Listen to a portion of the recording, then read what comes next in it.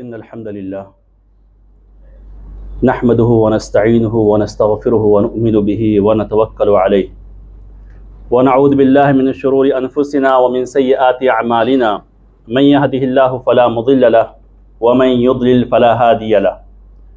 وأشهد أن لا إله إلا الله وحده لا شريك له وأشهد أن سيدنا ونبينا محمدا عبده ورسوله أما بعد فإن خير الحديث كتاب الله وخير الهدي هدي محمد صلى الله عليه وسلم وشر الأمور محدثاتها وكل محدثة بدعة وكل بدعة ضلالة وكل ضلالة في النار. أعوذ بالله من الشيطان الرجيم من همزه ونفثه ونفخه. بسم الله الرحمن الرحيم. يا أيها الذين آمنوا اتقوا الله حق تقاته ولا تموتن إلا وأنتم مسلمون. يا أيها الناس اتقوا ربكم الذي خلقكم من نفس واحدة وخلق منها زوجها وبث منهما رجالا كثيرا ونساء واتقوا الله الذي تساءلون به والأرحام إن الله كان عليكم رقيبا. يا أيها الذين آمنوا اتقوا الله وقولوا قولا سديدا يصلح لكم أعمالكم ويغفر لكم ذنوبكم ومن يطع الله ورسوله فقد فاز فوزا عظيما. وقال الله عز وجل في موضع آخر في كتاب المجيد وإذا أذقنا الناس رحمة فرحوا بها وإن تصبهم سيئة بما قدمت أيديهم إذا هم يقنطون. وعن أبي هريرة رضي الله عنه قال قال رسول الله صلى الله عليه وسلم من الكبائر الإشراك بالله والأمن من مكر الله والقنوط من رحمة الله. رواه الطبراني وصححه الألباني رحمهم الله. حاضرین کرام، محترم بزرگوں، نوجوان ساتھیوں، سب سے پہلے تمام طرح کی تعریف، حمد و ثنا، بڑائی اور کبریائی اللہ رب العزت کے لیے لائق اور زیبا ہے، جو سارے جہان کا خالق و مالک ہے، جس کی مرضی کے بغیر کوئی انسان حرکت نہیں کر سکتا، جس کی منشا کے بغیر اس روئے زمین پر کوئی پتا ہل نہیں سکتا، جس نے اس انسانیت کی رشد و ہدایت کے لیے، اس کو سیدھا راستہ بتلانے کے لیے گاہے بگاہے یکے بعد دیگر انبیاء و رسول بھیجے. چنانچہ درود و سلام ہو تمام انبیاء و رسول پر، بالخصوص ہمارے آخری نبی احمد مجتبیٰ محمد مصطفیٰ صلی اللہ علیہ وسلم پر، جنہیں اللہ رب العزت نے اس امت کا ہادی، قائد اور رہنما بنا کر مبعوث فرمایا، اور انہوں نے پوری امانت داری کے ساتھ، پوری دیانت داری کے ساتھ اللہ رب العزت کے پیغام کو، اللہ رب العزت کے دین کو اس انسانیت تک پہنچایا. سامعین کرام، خطبہ مسنونہ کے بعد میں نے آپ کے سامنے ایک آیت کی تلاوت کی، جس میں اللہ رب العزت انسان کی ایک فطری کمزوری کی طرف اشارہ کرتے ہوئے کہہ رہا ہے وَإِذَا أَذَقْنَا النَّاسَ رَحْمَةً فَرِحُوا بِهَا. جب ہم انسان کو نعمتیں دیتے ہیں،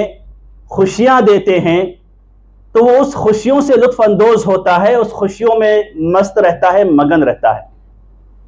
وَإِن تُصِبْهُمْ سَيِّئَةٌ بِمَا قَدَّمَتْ أَيْدِيهِمْ. لیکن اگر ان کے اعمال کی بدولت، ان کے کارناموں کی بدولت، ان کے کرتوت کی بدولت وہ نعمتیں چھن جاتی ہے، وہ سکون جو میسر ہوتا ہے وہ سکون ختم ہو جاتا ہے، اذا ہم یقنطون، تو پھر وہ لوگ اپنے رب سے مایوس نظر آتے ہیں، اپنے رب سے امید کی کرن نہیں لگاتے، اپنے رب سے آس نہیں لگاتے بہتر حالات کی، بہتر سچویشن کی، بس مایوس سے نظر آتے ہیں کہ اب کیا ہونے والا.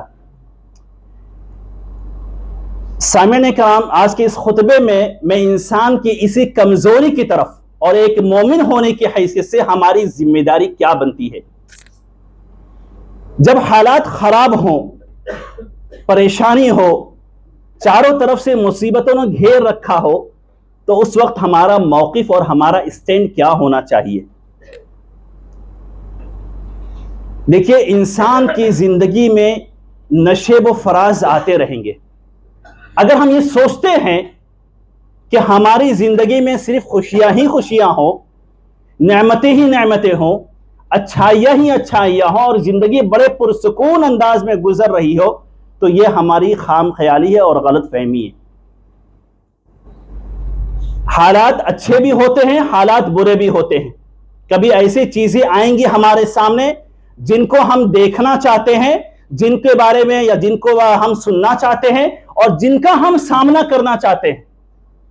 لیکن کبھی حالات ایسے بھی آئیں گے، کبھی سچویشن ایسی بھی آئے گی ہمارے سامنے جس کو ہم دیکھنا بھی نہیں چاہتے، ہم سننا بھی نہیں چاہتے، ہم اس کا سامنا بھی نہیں کرنا چاہتے، ہم اسے دور رہنا چاہتے ہیں، ہم چاہتے ہیں کہ یہ چیز ہمارے سامنے نہ ہو، نہ آئے، لیکن اس کے باوجود وہ چیزیں ہمارے سامنے ہوں گی۔ لیکن ایسی سچویشن میں امید کی وہ کرن جو رب العالمین سے ہمیں لگانی ہے، وہ آس جو ہمیں رب العالمین سے جوڑنی ہے، یہاں پر وہ مسئلہ بڑا گمبھیر ہوتا ہے۔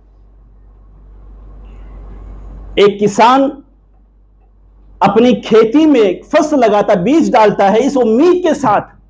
کہ کل کے دن میری یہ کھیتی، یہ جو بیج میں نے بویا ہے، ایک لہاتی فصل، ایک شاندار فصل کی شکل میں مجھے دکھائی دے گی، جس سے میں خود بھی کھاؤں گا اور جسے میں مارکیٹ میں بیچوں گا بھی تو اس سے فائدہ بھی اٹھاؤں گا۔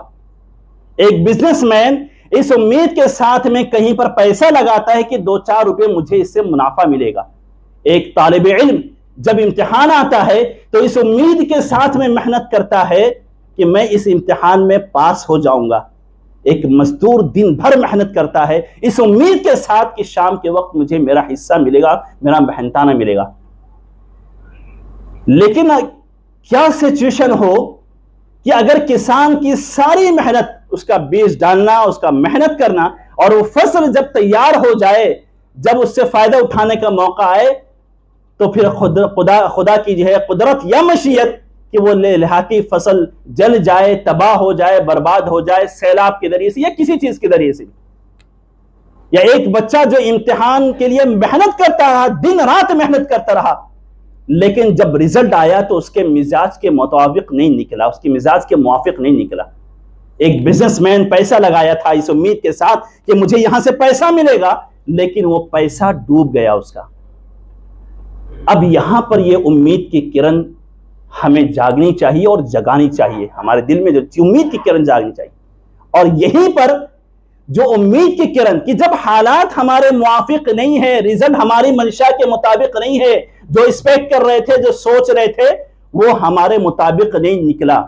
اب یہاں پر ہوتا کیا ہے؟ یہاں پر ہوتا یہ ہے کہ ہم اسباب کو کوسنے لگتے ہیں، ہم وسائل کو کوسنے لگتے ہیں، ہم اپنی تقدیر کو کوسنے لگتے ہیں، اور اس سے آگے بڑھ کر ہم اپنے رب کو کوسنے لگتے ہیں۔ جب مصیبت ہی نازل کرنی تھی تو کیا ہم ہی ملے تھے؟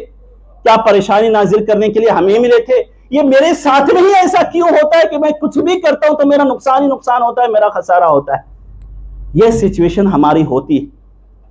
اور پھر کچھ لوگ آگے بڑھ کر کے خودکشی کی طرف آگے بڑھتے ہیں۔ جو خودکشی کا مسئلہ جو آتا ہے نا، یہ وہی لوگ ہوتے ہیں جو حالات کا سامنا نہیں کر پاتے، جو چیلنجز کو فیس کرنا نہیں جانتے اور نہیں چاہتے، تو ایسی صورت میں کیا کرتے ہیں کہ اپنی جان گنوا دیتے ہیں۔ روزانہ کی خبریں ہم پڑھتے ہیں، کوئی جو ہے ٹرین کے آگے کود گیا، تو کوئی بلڈنگ سے کود گیا، تو کوئی پنکھے سے جو ہے وہ لگا کر کے دوپٹہ باندھ کر کے اپنے آپ کو خودکشی کر لی، تو کسی نے اپنے آپ کو بھی مان لیا، اپنے بچوں کو بھی مان لیا۔ یہاں پر امید کی کرن اسلام ہمارے اندر وہ جگانا چاہتا ہے۔ یہیں پر وہ امید کی کرن ہے، اور یہیں پر وہ آزمائش ہے جو مطلوب ہے رب العالمین کی طرف سے ہم سب سے۔ بحیثیت ایک انسان تقدیر پر ایمان ثابت کب ہوگا؟ جب سب کچھ اچھا چلتا رہے زندگی میں، اور ہم یہ دعویٰ کریں کہ ہم تقدیر پر ایمان رکھتے ہیں، تو اچھی بات ہے، یہ بھی آپ کی قسمت میں لکھا ہے کہ آپ کے ساتھ میں اچھا ہوگا، آپ کے حالات اچھے ہوں گے، آپ کے پاس نعمتیں ہی نعمتیں ہوں گی، آپ کے پاس دولت ہی دولت ہوگی، جائیدادیں ہوں گی، پراپرٹیاں ہوں گی، اور دیگر ساری چیزیں، یہ بھی آپ کی قسمت میں لکھا ہے۔ لیکن جب حالات خراب ہو جائیں، مزاج کے مطابق نہ ہو، تب آپ یہ کہیں کہ قدر اللہ ما شاء فعل، کہ اللہ رب العزت کا فیصلہ تھا، جو اس نے مقدر کیا وہی کیا۔ یہ جملہ چھوٹا ہے، قدر اللہ ما شاء فعل، لیکن بہت ہی معنی خیز۔ تقدیر پر ایمان یہی ثابت ہوتا ہے جب سب کچھ اچھا چلتا رہے اور آپ چلاتے رہیں کہ میری تقدیر پر میرا بھروسہ نہیں۔ میرے بھائی، جب تقدیر میں لکھی ہوئی چیز آپ کے مزاج کے مطابق نہ ہو، اور آپ اس وقت کہیں کہ ہاں میں تقدیر پر ایمان رکھتا ہوں اور میں اللہ کے اس فیصلے سے راضی ہوں، تب یہ کہیں کہ ہاں میں تقدیر پر ایمان رکھتا ہوں۔ اور یہیں پر اسلام اور اللہ رب العزت اور اللہ کے رسول صلی اللہ علیہ وسلم مسلمان کے دلوں میں امید کی کرن جلاتے ہیں کہ امید کی یہ کرن جو تمہارے دل میں جلنی چاہیے جب حالات خراب ہو جائیں. دیکھیے امید کی کرن اگر آپ کے اندر موجود ہے، امید کی شمع اگر آپ کے دل میں جل رہی ہے، تو پھر یقین جانیے کہ دنیا کی ساری مصیبتیں کوئی معنی نہیں رکھتی. کیونکہ امید کی کرن آپ کو حوصلہ دے گی، آپ کو ایفرٹس فراہم کرے گی، آپ کو کہ آپ حالات کا مقابلہ کریں. امید کی کرن آپ کی مصیبتوں میں سہارا بنے گی. امید کی کرن آپ کو حوصلہ دے گی، جذبہ دے گی، طاقت دے گی، آپ کو حوصلہ دے گی کہ آپ حالات کا مقابلہ کریں. انبیاء اور رسول کی تاریخ اٹھا کر کے دیکھیں آپ، جو ہمارے قدوہ ہیں، جو ہمارے نمونہ ہیں، جو ہمارے لیے آئیڈیل ہیں، آپ ان انبیاء کی تاریخ اٹھا کر کے دیکھیں کہ حالات کیسے بد سے بدتر ہو گئے، لیکن اس کے باوجود یہ جو ہمارے رول ماڈل تھے کبھی بھی امید کا دامن رب العالمین سے چھوڑا نہیں. یعقوب علیہ السلام کا واقعہ آپ جانتے ہیں کہ یوسف علیہ السلام حضرت یعقوب کے نور نظر لختے جگر سب سے عزیز بیٹے تھے، جدا کر دیے گئے. بھائیوں نے چالے چلی لے جا کر کے کنویں میں پھینک دیا، اور پھر کنویں سے پھر وہ ہوتے ہوئے جا کر کے مصر کے ایک وقت ایسا بھی آیا کہ جب مصر کے بادشاہ بنے. لیکن یعقوب علیہ السلام کا امید کی وہ کرن دیکھیے ان کے اندر کہ ایک بیٹا جو سب سے عزیز تھا دور ہو گیا، زمانہ بیت گیا، 21 سال 25 سال کے قریب ہو گئے، بعض روایتوں میں جیسا آتا ہے لمبا عرصہ گزر گیا، لیکن امید کی کرن رب العالمین سے جوڑے بیٹھے. دوسرا بیٹا ایک وقت آتا ہے کہ دوسرے بیٹا بھی گم ہو جاتا ہے یا اسے روک لیا جاتا ہے مصر میں. جب وہ جاتا ہے آنکھوں کی روشنی ختم ہو گئی، ہڈیاں کمزور ہو گئی، بال سفید ہو گئے، لیکن اس بوڑھے آدمی کی عزم اور اس کا حوصلہ کتنا جوان تھا کہ آپ اندازہ لگائیں کہ یہ بوڑھا آدمی جس کی ہڈیاں کانپ رہی ہیں اپنے نوجوان مضبوط اعصاب والے بیٹے سے کہتا ہے یا بنیا اذهبوا فتحسسوا من یوسف واخیہ ولا تیأسوا من روح اللہ، کیا ہے بیٹو جاؤ یوسف کو ڈھونڈو، اس کے بھائیوں کو ڈھونڈو. لوگ کہہ رہے کہاں ہیں آپ، کون سی دنیا میں آپ جی رہے ہیں، ارے 20 سال 25 سال ہو گئے، ہڈیاں سڑکیں ختم ہو گئی ہوں گی. لا تیأسوا من روح اللہ، کہہ رہے کہ نہیں اللہ کی رحمت سے مایوس مت ہو. انہ لا یئس من روح اللہ الا القوم الکافرون، اس لیے کہ اللہ کی رحمت سے مایوس وہ لوگ ہوتے ہیں جن کا اللہ پر ایمان نہیں ہوتا، وہ کافر ہوتے ہیں. اور پھر یہ وقت آیا، لوگ آگے کہہ رہے ہیں کہاں ہیں آپ، لولا ان تفندون، کہہ رہے ہیں پاگل ہو گئے، مجنون ہو گئے. 20-25 سال کہہ رہے ہیں کہ اگر میں شکوہ شکایت کر رہا ہوں تو تم سے تھوڑی کر رہا ہوں. انما اشکو بثی وحزنی الی اللہ، میں شکایت کر رہا ہوں تو میں اپنے رب سے، میرا رب میرا سہارا ہے، میرا رب میرا واسطہ ہے، میرا رب میری امید کی کرن ہے. انما اشکو بثی وحزنی الی اللہ، سارے حزن و ملال میرے اللہ کے لیے. چھوٹی سی مصیبت کی آ گئی آج کے نوجوانوں میں بلبلا اٹھتے ہیں، صبر نہیں ہے، فوراً رزلٹ چاہیے، ہم نے یہ کیا یہ کیوں نہیں ہوا. شکوہ شکایت، لوگوں کو کوسنا، تقدیر کو کوسنا، اسباب کو کوسنا، وسائل کو کوسنا، اللہ کو کوسنا، اور ساری چیزوں کو مورد الزام ٹھہراتے ہیں، ساری چیزوں کو کوستے ہیں. یہ بوڑھا آدمی جس کی ہڈی کمزور ہو گئی ہیں، آنکھیں کی روشنی جا چکی ہے، کہہ رہا ہے لا تیأسوا من روح اللہ. 20-25 سال ہو گئے تو کیا ہوا، اللہ کی رحمت سے مایوس مت ہو. انہ لا یئس من روح اللہ الا القوم الکافرون، اللہ کی رحمت سے میں مایوس نہیں. اور پھر وہ دن آیا کہ جو وہ بیٹا جو دور ہو گیا تھا، نظروں سے اوجھل ہو گیا تھا، بادشاہ بن کر کے لوٹا. جب انسان اپنے رب سے امید لگاتا ہے،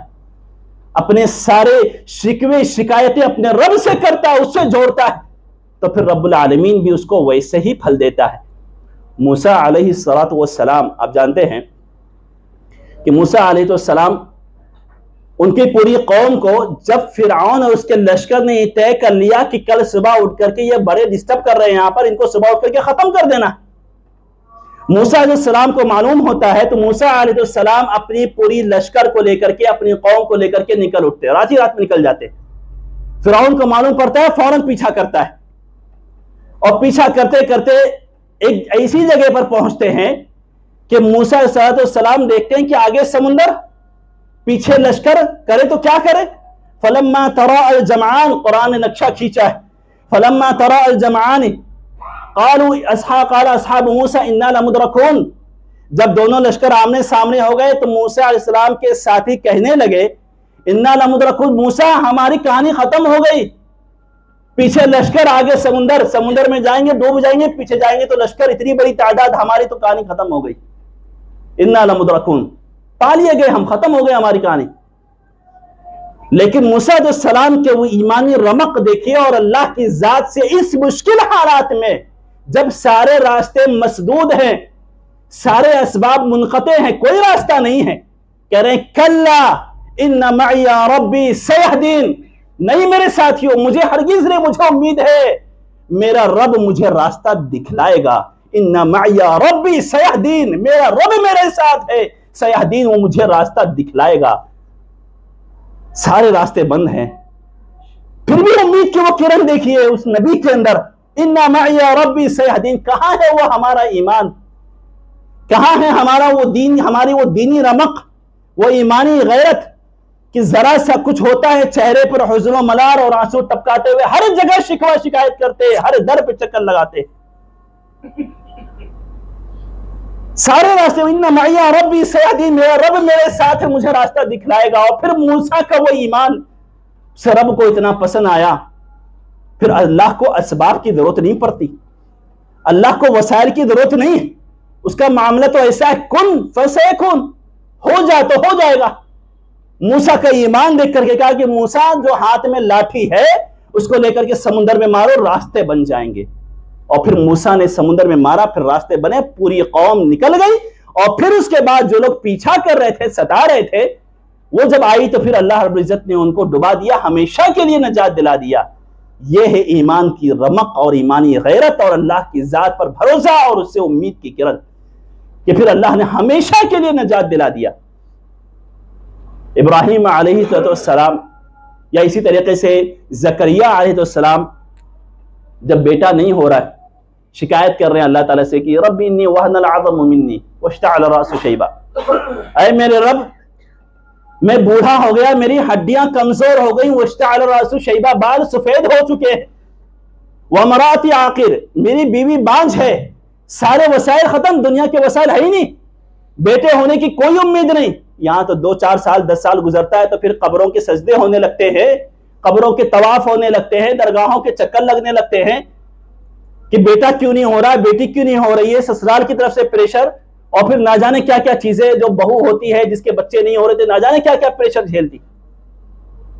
کہہ رہے کہ ہڈیاں کمزور ہو گئیں، بال سفید ہو گئے، بیٹے اب کیسے ہوں گے؟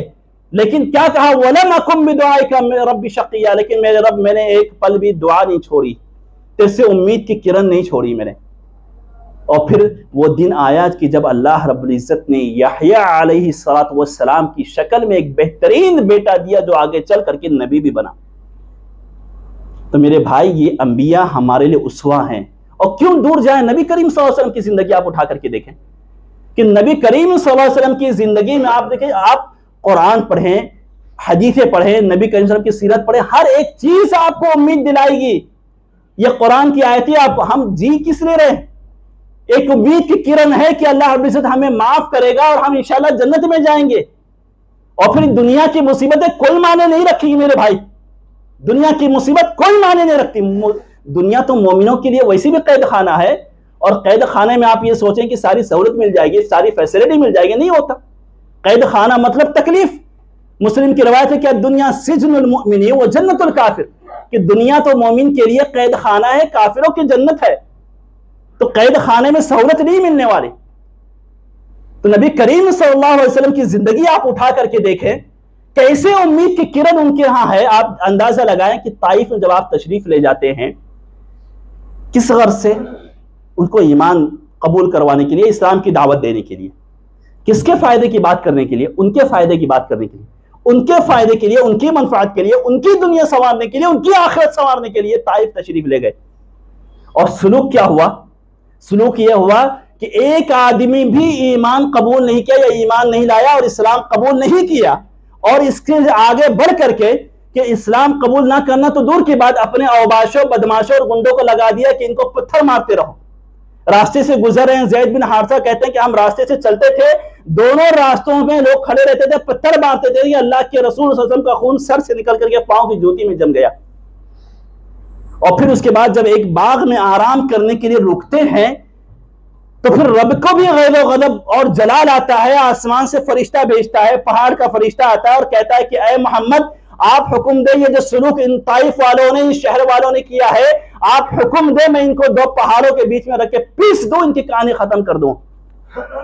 لیکن نبی کریم صلی اللہ علیہ وسلم رحیم تھے، شفیق تھے اور امید کی کرن اپنے دل میں جلائے بیٹھے تھے۔ کیا جواب دیا؟ کہ مجھے امید ہے کہ آج ایک آدمی نے اسلام نہیں لایا نا، آج ایک آدمی بھی اسلام نہیں لایا، آج نہیں لائے تو کیا ہوا، یہ نہیں لائے تو کیا ہوا، لیکن ان کی آنے والی نسلیں ایک دن اسلام کو ماننے والی ہو جائیں گی۔ یہ امید تھی رب العالمین سے کہ نہیں، مجھے رب سے امید ہے کہ انشاءاللہ تعالیٰ ایک دن یہ اسلام قبول کریں گے۔ اس میں داعیوں کے لیے بھی بہت بڑا پیغام ہے کہ جو کسی کو شرک سے بچانے کی یا توحید کی دعوت دیتے کہ میں تو سمجھایا، میں نے ایک مرتبہ کے دو مرتبہ کے میں نے چھوڑ دیا اس کو۔ ارے میرے بھائی، جس کی تربیت بچپن سے اسی نہج پر ہوئی ہے، اسی عقیدے پر ہوئی ہے، آپ چاہیں گے کہ ایک پل میں اس کو بدل دیں؟ اللہ کے رسول صلی اللہ علیہ وسلم امید کی کرن، اس کے بارے میں خیر کی امید دیکھیے، کہہ رہے ہیں کہ یہ نہیں اسلام لائے تو کیا وہ ان کی آنے والی نسلیں اسلام لائیں گی۔ اور ایک دن ایسا آیا کہ آنے والی نسلیں پوری کی پوری مسلمان ہو گئی، پورا شہر اسلام میں داخل ہو گیا۔ تو میرے بھائی، امید کی یہ کرن جو ہمارے نبی کریم صلی اللہ علیہ وسلم کی زندگی میں دکھائی دیتی، دیکھیے حالات برے ہوں گے، بدتر ہوں گے، لیکن ان حالات کا مقابلہ کرنا، ان حالات کو فیس کرنا اور اس کو ایکسپٹ کرنا اور راستے بنانا، یہی اسلام نے ہمیں سکھایا ہے۔ اور مایوسی حد درجہ کفر ہے، اور مایوس ہونے والے کو اسلام نے مجرم مانا ہے کہ اگر کوئی اللہ کی رحمت سے مایوس ہوتا ہے۔ ابراہیم کے پاس پہنچے تو کہتے ہیں فرشتے، قالوا بشرناک بالحق، بچے نہیں ہوئے، بشرناک بالحق، ہم تم کو بچے کی بشارت دے رہے ہیں۔ کہہ رہے اس عمر میں، 80 سال سے زائد ہوگی عمر، کہہ رہے ہیں اس عمر میں؟ کہ فرشتہ کہتا ہے فلا تکن من القانتین، مایوس کیوں ہو رہے ہو؟ ومن یقنط من رحمت ربہ الا الضالون، اپنے رب کی رحمت سے مایوس وہ لوگ ہوتے ہیں جو گمراہ ہوتے ہیں۔ تو میرے بھائی، آپ کی زندگی میں مصیبتیں ہیں، پریشانیاں ہیں، لیکن مسئلہ یہ ہے کہ ہم اس کو کس انداز میں لے رہے ہیں، کہ ہم اس کو نیگیٹیوٹی اس کو اپنے سامنے رکھتے ہیں یا ہم اس کو مثبت لیتے ہیں، ہم پازیٹیو سوچتے ہیں۔ اور پھر رب العالمین کی طرف سے یہ مصیبت تو آزمائش ہے، آپ جس قدر مومن ہوں گے، جس قدر آپ کے دل میں ایمان ہوگا، آزمائشیں اس قدر آئیں گی۔ سعد بن ابی وقاص رضی اللہ تعالیٰ سوال کرتے ہیں اللہ کے رسول صلی اللہ علیہ وسلم سے کہ ایُّ الناس اشد ابتلاء، سب سے زیادہ سخت آزمائش کس کی آئی تھی؟ تو کہتے ہیں سب سے زیادہ اشد الناس ابتلاء الانبیاء ثم الامثل فالامثل، سب سے زیادہ سخت آزمائش اگر کسی پر آئی ہے تو وہ نبیوں پر آئی، اور پھر اس کے بعد جو جس قدر ایمان والے ہوں گے اسی قدر آزمائش آتی رہے گی۔ اگر کسی کا ایمان پکا ہے تو آزمائش بھی اس کی پکی ہوگی، اور اگر کسی کا ایمان ہلکا ہے تو آزمائش بھی اس کی ہلکی ہوگی۔ تو یہ اپنے ذہن میں آپ بٹھا لیں کہ اگر پریشانیاں ہمارے ساتھ میں لاحق ہیں تو پریشانیاں ان کو بھی آئیں جو ہم سے افضل تھے، ہم سے بہتر تھے، اور ہم سے کہیں زیادہ مشکل پریشانی ان کے پاس آئی۔ خباب بن الارت کہتے ہیں کہ اللہ کے رسول صلی اللہ علیہ وسلم کے پاس میں آیا اور میں نے شکایت کیا کہ اللہ کے رسول کافر بڑے ستا رہے ہمیں، بہت پریشان کر رہے ہیں، بہت ڈسٹرب کر کے رکھا ہے، امن کے ناحیے سے، مالی اعتبار سے، ہر جگہ سے ہمارے رکاوٹیں کھڑی کر رہے ہیں، پریشانی کھڑی کر رہے ہیں۔ تو خباب بن الارت کو کہتے ہیں اللہ کے رسول صلی اللہ علیہ وسلم کہ خباب، تم سے پہلے جو لوگ ایمان لائے اور اسلام لائے تھے، ایمان لانے کی پاداش میں،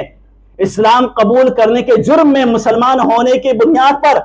ایسی آزمائشیں ان کے اوپر آئی ہیں کہ ان میں سے کسی کو زمین میں زندہ گاڑا جاتا، اور پھر اس کے بعد لوہے کی کنگھی لائی جاتی، اور پھر اس کے بعد اس کے جسم میں گھسیڑ کر کے، ڈال کر کے، اور گوشت کو الگ اور ہڈی کو الگ کر دیا جاتا تھا۔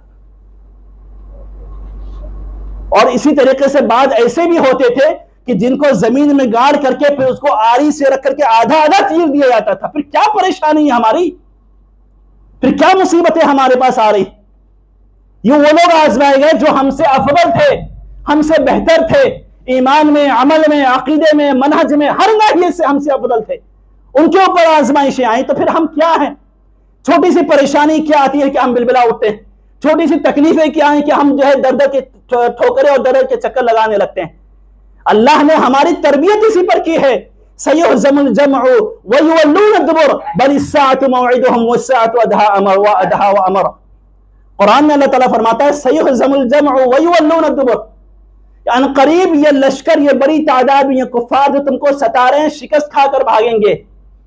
پیٹ پھیر کر بھاگیں گے، اور تم فاتح بن کر کے لوٹو گے۔ یہ کب کی بات ہے؟ جب مکہ میں مسلمان بڑی حد درجہ کم ستائے جا رہے تھے اور نہایت ہی کمزور تھے، تو تسلی کے لیے اللہ رب العزت نے یہ آیت نازل کی کہ آج یہ تم کو ستا رہے ہیں، آج تم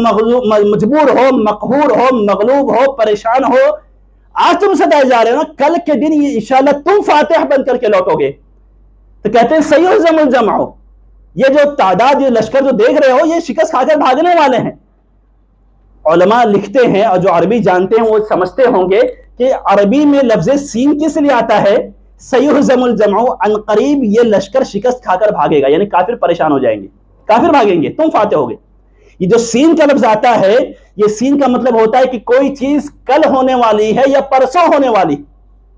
یعنی 2-3 دن میں ہونے والی۔ اور ایک لفظ اور آتا ہے سوفا، سوفا مطلب یہ کہ جو آگے سال، 2 سال، 3 سال کے بعد ہونے والا رہتا ہے، مستقبل بعید کہہ رہے ہیں، یعنی جو فیوچر جو دور ہوتا ہے اس کے لیے سوفا کا لفظ استعمال ہوتا ہے، اور جو قریب ہوتا ہے اس کے لیے سین کا لفظ استعمال ہوتا ہے۔ اب اللہ تعالیٰ کہہ رہا ہے مومنین سے کہ سیہزم الجمع، تم پریشان ہو، مجبور ہو نا، تو یہ جو تم کو ستا رہے ہیں ایک دن تم جو ہے غالب ہو جاؤ گے، یہ مغلوب ہو جائیں گے۔ لیکن علماء نے لکھا ہے یہ جو لفظ، یہ جو تسلی آئی تھی اللہ کی طرف سے کہ ہاں 2-3 دن میں ہونے والا ہے، اس آیت کے نازل ہونے میں اور پریکٹیکلی اس کو ہونے میں، یعنی وہ دن آیا کب؟ غزوہ بدر کے موقع پر، کہ غزوہ بدر کے موقع پر جب مسلمان فاتح بنے اور کافر پیٹ پھیر کر بھاگنے لگے، اس آیت کے نازل ہونے میں اور غزوہ بدر میں، یعنی کہ پریکٹیکلی اس چیز کو ہونے میں 7 سال کا عرصہ لگا ہے، 7 سال کا عرصہ، یعنی 7 سال تک اللہ رب العزت نے اس امید پر ان کو زندہ رکھا اور اس امید پر باقی رکھا کہ تم اس امید کی کرن کو لگائے رکھو، ایک دن ہونے والا ہے۔ لیکن وہ مومنین، وہ صحابہ کرام کا ایمان تھا کہ ہاں اللہ تعالیٰ نے جب کہا ہے تو پھر وہ ہوگا۔ جب اللہ نے کہا امن یجیب المضطر اذا دعاہ ویکشف السوء، کون ہے جو پریشانیوں کو سننے والا ہے، کون ہے جو پریشانیوں کو ہٹانے والا ہے؟ وہ اللہ تعالیٰ۔ ایوب علیہ السلام، کچھ لوگ پریشانی ہوتی ہے نا بیماری کی، سوسائڈ کر لیتے ہیں۔ ایوب علیہ السلام نبی جو گزرے ہیں، 17 سال تک اپنی بیماری میں پریشان رہے، 17 سال تک اپنی بیماری میں پریشان رہے، اتنے پھوڑے اور پھنسی نکلی کہ بعض روایتوں میں آتا ہے کہ کیڑے نکلتے تھے جسم کے اندر سے، لیکن اس کے باوجود ربی انی مسنی الضر، اے میرے رب تو ہی امید ہے، تو ہی سہارا، اس پریشانی میں شکوہ نہیں کرتا کسی سے، کسی کے در پہ جا کر کے نہیں روتا، کسی کے سامنے چہرہ لٹکا کر نہیں کھڑا رہتا۔ انی مسنی الضر، مجھ کو تکلیف پہنچی ہے، وانت ارحم الراحمین، لیکن میرے رب تو رحم کرنے والا ہے، ساری امید تجھ سے۔ یہاں تو ضرور تھوڑی سی پریشانیاں آئی تو پھر رب کو بھی کوسنے لگتے ہیں، ہم ہی ملے تھے ستانے کے لیے، ہم ہی ملے تھے اور اللہ رب العزت کی یہ ساری آزمائش کے لیے۔ میرے بھائی یہ کبیرہ گناہ ہے، یہ کبیرہ گناہ ہے کہ آپ اپنے رب سے امید کو توڑ لیں اور اپنے رب کی رحمت سے مایوس ہو جائیں۔ سارے لوگ ساتھ چھوڑ جائیں گے، لیکن ایک ذات جو آپ کے ساتھ میں ہمیشہ جڑی رہے گی وہ آپ کا رب ہے۔ پھر آپ ساری امیدیں دنیا والوں سے کیوں وابستہ کیے ہیں؟ آپ اسباب پر کیوں اعتماد کرتے ہیں؟ آپ وسائل پر کیوں اعتماد کرتے ہیں کہ نہیں یہ ہوگا تو یہ ہوگا، باقی راستہ بنانے والا تو اللہ تعالیٰ۔ عبداللہ بن مسعود کہتے ہیں کہ من الکبائر الاشراک باللہ، اللہ کے رسول نے فرمایا ہے کہ من الکبائر الاشراک باللہ، کبیرہ گناہ یہ ہے کہ اللہ کے ساتھ میں شرک کرنا، یہ سب سے بڑا گناہ ہے، معلوم ہے آپ کو۔ اور پھر اس کے بعد والامن من مکر اللہ، دوسرا سب سے بڑا گناہ یہ ہے کہ آپ نافرمانی کرتے رہیں اور اللہ کے عذاب سے اپنے آپ کو سیف فیل کریں، محفوظ تصور کریں، جیسے آج ہمارا حال ہے، درگاہوں کے چکر لگ رہے ہیں اور پھر بابا اور ملاؤں کے پیر دھو دھو کے پیے جا رہے ہیں، بدعقیدگی عام ہے، فحاشیت اور عیانت عام ہے، سودخوری عام ہے، اور اسی طریقے سے دیگر ساری چیزیں۔ کون سی ایسی برائی نہیں ہے جو ہمارے سماج میں موجود ہے؟ ساری چیزیں ہم کر رہے ہیں، دینی محاذ پر مکمل ناکام، اور پھر اس کے بعد اس امید کے ساتھ کہ نہیں کچھ نہیں ہونے والا ہمارا۔ یہ کبیرہ گناہ ہے کہ آپ گناہوں کے ارتکاب کریں اور پھر اس کے بعد اللہ کے عذاب سے اپنے آپ کو سیف اور محفوظ تصور کریں۔ اور تیسری چیز بتایا والقنوط من رحمت اللہ، اور تیسری چیز یہ ہے کہ آپ اپنے رب کی رحمت سے مایوس ہو جائیں، یہ کبیرہ گناہ ہے۔ تو کہنے کا مطلب ہے یہ میرے بھائی کہ مصیبتیں پریشانیاں یہ ہماری زندگی کا حصہ ہے، اس کو ہمیں فیس کرنا ہے، اور ایک مومن کا طریقہ اور وتیرہ یہ ہوتا ہے کہ اس پریشانی کو وہ پازیٹیو لیتا ہے، وہ مثبت لیتا ہے کہ یہ اللہ کی روش ہے اور اللہ تعالیٰ آزمائے گا۔ الف لام میم احسب الناس ان یترکوا ان یقولوا آمنا وهم لا یفتنون، کہ یہ لوگوں نے کیا سمجھ رکھا ہے، یہ ایمان کا دعویٰ کرنے والے، گلی گلی کوچے کوچے اپنے ایمان کا اور اسلام کا ڈنکا بجانے والے، ان لوگوں نے کیا سمجھ رکھا ہے کہ یقولوا آمنا وهم لا یفتنون، کہ یہ لوگ کہہ دیں کہ ہم ایمان لائے، ہم مسلمان ہیں اور آزمائے نہیں جائیں گے۔ وَلَقَدْ فَتَنَّا الَّذِينَ مِنْ قَبْلِهِمْ،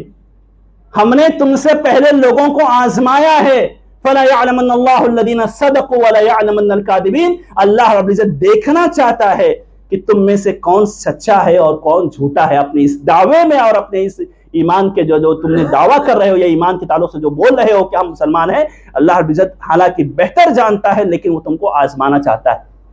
تو آپ اس پریشانی کو پازیٹیو لیجئے۔ وَلَنَبْلُوَنَّكُمْ بِشَيْءٍ مِّنَ الْخَوْفِ، ان قریب ہم تمہیں آزمائیں گے، یہ سارے مسلمانوں کے لیے، ساری انسانیت کے لیے۔ وَلَنَبْلُوَنَّكُمْ بِشَيْءٍ مِّنَ الْخَوْفِ، کبھی ایسا ہوگا کہ ڈر کا ماحول بھی ہوگا۔ وَلَنَبْلُوَنَّكُمْ بِشَيْءٍ مِّنَ الْخَوْفِ وَالْجُوعِ، کبھی کاروبار میں نقصان بھی ہوگا۔ وَالْجُوعِ وَنَقْصٍ مِّنَ الْأَمْوَالِ وَالْأَنفُسِ وَالثَّمَرَاتِ، کبھی ایسا بھی ہوگا کہ کوئی کسی ہمارے عزیز کی جان لے لی جائے گی۔ کبھی ایسا ہوتا ہے کہ ہمارا کوئی عزیز انتقال کر جاتا ہے، باپ انتقال کر گیا، ماں انتقال کر گئی، یا اسی طریقے سے بیٹا انتقال کر گیا، تو پھر اپنے آپ کو ہم کوسنے لگتے ہیں، برا بلا بولنے لگتے ہیں، اپنی تقدیر کو کوسنے لگتے ہیں، اللہ کو کوسنے لگتے ہیں۔ یہی معصوم میرا تھا جان لینے کے لیے، اور نہ جانے کیسے کیسے کفریہ کلمات نکالتے ہیں۔ لیکن اللہ نے کہا وَبَشِّرِ الصَّابِرِينَ الَّذِينَ إِذَا أَصَابَتْهُمْ مُصِيبَةٌ قَالُوا إِنَّا لِلَّهِ وَإِنَّا إِلَيْهِ رَاجِعُونَ، ایسے سچویشن میں جب پریشانی سر پر سوار ہے اور وہ صبر کر رہا ہے، تو پھر ایسے صابرین کو بشارت دیجئے، ایسے صابرین کو بشارت دیجئے کہ اولئک علیہم صلوات من ربہم ورحمہ واولئک هم المہتدون، کہ یہی لوگ ہدایت یافتہ ہیں اور انہی پر رب العالمین کی رحمت اور برکت نازل ہونے والی ہے۔ تو میرے بھائی، تقدیر پر ایمان مکمل رکھیں، اور حالات جیسے بھی ہوں، آج ملکی حالات کو لے کر کے بھی بہت سارے لوگ پریشان ہیں۔ آج ہمارے ملک میں مسلمانوں کے تعلق سے جو حالات ہیں اس کو لے کر کے بھی بہت سارے پریشان ہیں، لیکن سوال یہ ہے کہ ہم دینی محاذ پر کتنے کامیاب ہیں۔ دیکھیے، حالات کا مالک وہ ہے، برے حالات بھی کا مالک وہ ہے، اچھے حالات کا بھی مالک وہ ہے، لیکن کتنی بھی سچویشن رہے، مایوسی کی باتیں زبان سے نہیں نکلنا چاہیے، بلکہ ایسے لوگ جو سماج میں مایوسی کی باتیں کرتے رہے، اب کچھ نہیں ہونے والا ہے، مسلمانوں کا کچھ مسئلہ حل نہیں ہونے والا، یہ تو گئے، اب ختم ہو گئے، ایسے لوگوں کو اپنے ساتھ میں بٹھانے کی ضرورت نہیں ہے۔ یہ میں نہیں کہہ رہا، یہ حدیث رسول کہہ رہی ہے۔ ابو ہریرہ رضی اللہ تعالیٰ فرماتے ہیں کہ اللہ کے رسول صلی اللہ علیہ وسلم نے فرمایا اذا سمعت الرجل يقول قد هلك الناس فهو اهلكهم، جب تم کسی آدمی کو دیکھو، سنو، جو تمہارے بیچ میں آ کر کے کہہ رہا ہے کہ اب لوگ برباد ہو گئے، لوگ ہلاک ہو گئے، ماحول بڑا خراب ہے، اب تو کچھ نہیں ہونے والا، فهو اهلكهم، تو صحیح معنوں میں ماحول خراب کرنے والا یہ آدمی جو تمہاری صفوں کے درمیان ہے، جو تمہاری صفوں کے درمیان ہے، جو تمہارے درمیان ہے، ماحول خراب کرنے والا یہ آدمی۔ ارے تمہارا رب اللہ، ان تنصروا اللہ ینصرکم ویثبت اقدامکم۔ سوال یہ ہے کہ ہم دینی محاذ پر پہلے مکمل تو ہو، ہمارا عقیدہ درست ہو، ہمارا منہج درست ہو، ہمارے اخلاقیات درست ہوں، ہمارے معاملات درست ہوں، اور پھر اس کے بعد ان تنصروا اللہ، اگر تم اللہ کی مدد کرو گے ینصرکم، وہ تمہاری مدد کرے گا، ویثبت اقدامکم، اور تمہارے قدموں کو ثابت کرے گا، تم کو مضبوطی عطا کرے گا، پھر اس کے لیے راستہ نکالنا آسان ہے۔ لیکن آپ پہلے اپنے آپ کو مکمل تو کرو، آپ پہلے اپنے آپ کو پورا تو کرو۔ یا ایھا الذین آمنوا ادخلوا فی السلم کافۃ کی تعبیر تو کرو کہ پہلے مکمل طور پر مسلمان ہو جاؤ، پہلے مکمل طور پر مومن ہو جاؤ، اپنے اخلاقیات کو سدھار لو، اپنے معاملات کو سدھار لو، اپنے عقیدے کو سدھار لو، اپنے منہج کو سدھار لو، اپنے سماج کو سدھار لو، اور پھر کہو کہ اللہ کی مدد نہیں اترے گی۔ تم اسباب اختیار کرو، پھر اللہ پر بھروسہ کرو، جس نے موسیٰ کی مدد کی ہے، جس نے ابراہیم کی مدد کی ہے،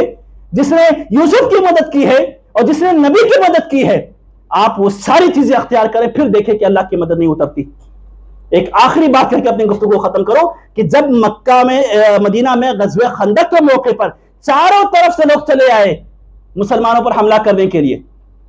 اسباب بھی کچھ نہیں ہے، سخت سردی کا عالم، پہننے کے لیے گرم کپڑے نہیں ہیں، کھانے کے لیے راشن نہیں ہے، ہتھیار نہیں، اسلحہ نہیں، اور پھر جن لوگوں سے کانٹریکٹ تھا، معاہدہ تھا کہ اگر کوئی ہمارے اوپر حملہ کرے گا تو تم ہمارا ساتھ دو گے، وہ بھی پلٹ گئے، وہ بھی دھوکہ دے دیے، اب سارے راستے مسدود۔ تو کیا اللہ کے رسول صلی اللہ علیہ وسلم کے ہاتھ پاؤں ڈھیلے ہو گئے؟ حالات کو کوسنے لگے؟ جو دھوکہ دیے ان کو کوسنے لگے؟ یا جو لوگ ساتھ چھوڑ گئے ان کو کوسنے لگے؟ کچھ نہیں، بس بلایا صحابہ کرام کو کہ دیکھو سچویشن یہ ہے، طریقہ کیا اختیار کرنا ہے، حالات سے گھبرانا نہیں ہے، بس راستے نکالنا ہے، راستے پر بات کرو، سلوشن پہ بات کرو۔ ایک صحابی آگے بڑھ کے کہتے ہیں اللہ کے رسول، فارس کے تھے، کہہ رہے کہ ہمارے ہاں ایسا ہوتا ہے کہ ہم لوگ خندق کھود لیتے ہیں، یعنی گڈھا کر لیتے ہیں، اور پھر اس کے بعد اگر کوئی گڈھے میں اترتا ہے تو ہم کو مارنے میں آسانی ہو جاتی ہے، کوئی گڈھا پار نہیں کرتا۔ تو اللہ کے رسول صلی اللہ علیہ وسلم کو یہ مشورہ بڑا پسند آیا۔ طریقہ دیکھیے، حکمت دیکھیے، یعنی کہ ہاتھ پاؤں ڈھیلے ہو گئے اور لوگوں کو کوسنے لگے، نہیں، بلکہ اکٹھا ہوئے، ایک میٹنگ منعقد کی، ایک مشاورتی مجلس منعقد کی، اور پھر اس کے بعد راستہ نکالنے کے لیے باتیں کی، اور ایک صحابی کا مشورہ آیا کہ خندق کھود لیا جائے، چنانچہ خندق کھود لی گئی، اور پھر اس کے بعد اپنے آپ کو سیو کر لیا، اور پھر اگر کوئی حملہ کرنے آتا تھا تو آسانی سے اس کو مارتے تھے۔ لیکن اس وقت جو ایمانی آزمائش ہوئی مومنین کی کہ سخت ٹھنڈی اور قحط سالی کا عالم، اسباب خالی، لیکن ایمان اور اللہ سے امید نہیں توڑے، تو پھر وہ دن بھی آیا کہ اللہ رب العزت نے وہ سامنے جو دشمنان اسلام آئے ہوئے تھے، جو ان کو تہس نہس کرنے آئے تھے، اللہ رب العزت نے ان کو تہس نہس کر دیا۔ تو میرے بھائی امید کبھی مت توڑیے اللہ تعالیٰ سے۔ بہرحال اللہ رب العزت سے دعا ہے کہ اللہ رب العزت ہمیں اپنے آپ سے جوڑنے کی توفیق عطا فرمائے۔ اللہ رب العزت ہمیں توفیق دے کہ ہم سارے اسباب اور سارے وسائل اختیار کریں، اور آخر میں اللہ رب العزت کی ذات سے ہم مکمل امید رکھیں۔ بلا شبہ وہی حامی ہے، وہی ناصر ہے، وہی مددگار ہے، وہی راستہ دکھانے والا ہے۔ اقول قولی ھذا واستغفر اللہ لی ولکم ولسائر المسلمین من کل ذنب فاستغفروہ۔